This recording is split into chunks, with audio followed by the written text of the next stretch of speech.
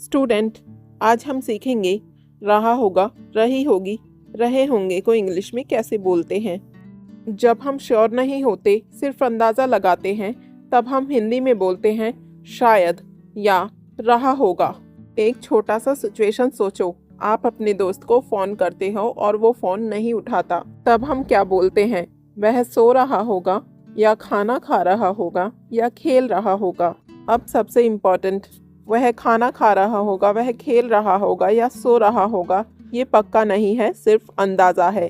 अब इसे इंग्लिश में कैसे बोलेंगे? बहुत लोग बोल देते हैं ही इज़ स्लीपिंग या ही विल स्लीप, लेकिन ये दोनों गलत हैं, क्योंकि यहाँ हम सच नहीं बता रहे, हम सिर्फ अंदाज़ा लगा रहे हैं। और इंग्लिश में अंदाज़ा बोलने का एक अलग तरीका होता है। आज हम वही सीखेंगे, रहा होगा, रही होगी, रहे होंगे, एकदम क्लियर तरीके से। लेकिन अगर ये चार चीज़ें क्लियर नहीं होंगी तो सेंटेंस कभी नहीं बनेगा।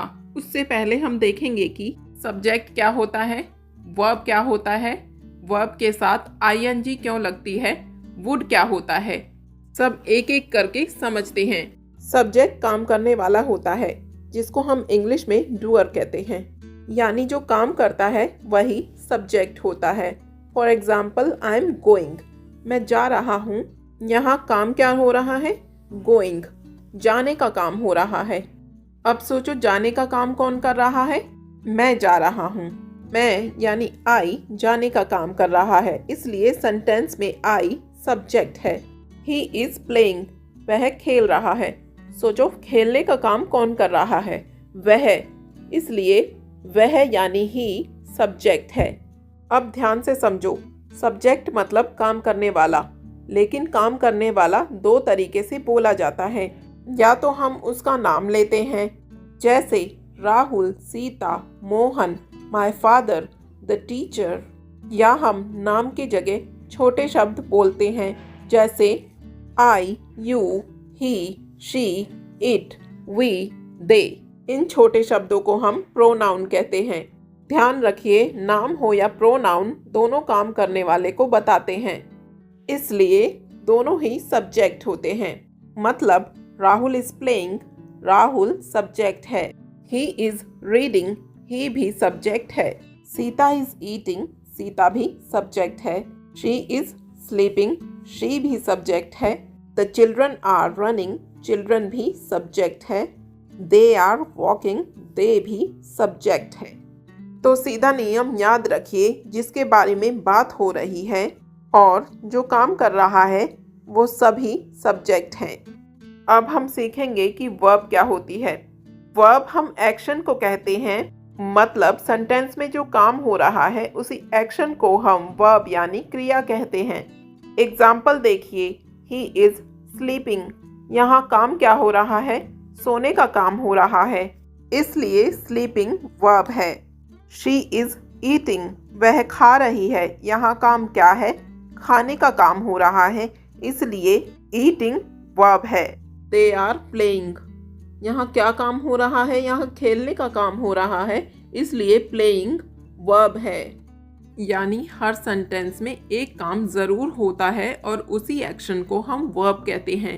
स्लीप, रीड, प्ले, वॉच, गो, ईट, ये सब वर्ब्स हैं, यानी क्रियाएं हैं। सीधा नियम याद रखिए, सेंटेंस में जो काम हो रहा है वही वर्ब होता है।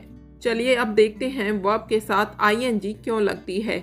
जब किसी काम के साथ रहा, रही, रहे आता है, तब वर्ब के साथ आईएनजी लगती है।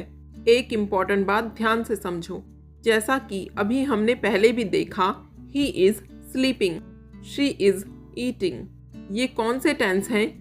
ये प्रेजेंट कॉन्टिन्यूस हैं, मतलब काम अभी सच में हो रहा है। लेकिन आज की वीडियो में हम प्रेजेंट कॉन्टिन्यूस नहीं पढ़ रहे हैं।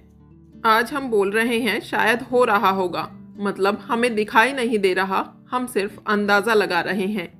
डिफरेंट समझो, ही is sleeping, he would be sleeping, he would be sleeping, इसमें मैं गैस कर रही हूँ वह शायद सो रहा होगा, यानी पक्का नहीं है कि वह सच में ही सो रहा है, इसलिए याद रखो वुड बी प्लस आईएनजी।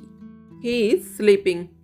मैं देख रही हूँ पक्का वह सो रहा है, इसलिए सच में हो रहा है, इसलिए इज RM प्लस ING।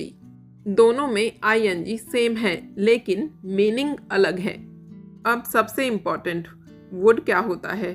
शायद, होगा, रहा होगा, रही होगी, रहे होंगे। ये पक्का नहीं होता, सिर्फ अंदाज़ा होता है और इसी अंदाज़े को हम इंग्लिश में वुड कहते हैं। तो स्टूडेंट, अभी तक हमने समझा सब्जेक्ट क्या है, वर्ब क्या है, ING क्यों आता है और वुड किस लिए आता है। यही असली इंग्लिश है। इसका ये फॉर्मूला है, subject plus would be plus verb with ING। इसका ये मीनिंग है रहा होगा, रही होगी या रहे होंगे। अब इसी फॉर्मूला से सेंटेंसेस बनाते हैं। फॉर एग्जाम्पल, वह सो रहा होगा, ही वुड बी स्लीपिंग। आप ध्यान दीजिए, मैंने ये फॉर्मूला आपको जो बताया है, हम इसी फॉर्मूला से सारे सेंटेंसेस बना रहे हैं। आप घर पर भी प्रैक्टिस कर सकते हैं। वह खाना खा रही होगी, she would be eating food. वह किताब पढ़ रही होगी, she would be reading a book. वह पानी पी रहा होगा, he would be drinking water. बच्चे खेल रहे होंगे, the children would be playing. Way film देख रहे होंगे, they would be watching a movie. लोग इंतज़ार कर रहे होंगे, पीपल वुड बी वेटिंग। तुम मोबाइल चला रहे होगे, you would be using the mobile. तुम गाना सुन रहे होगे, you would be listening to a song.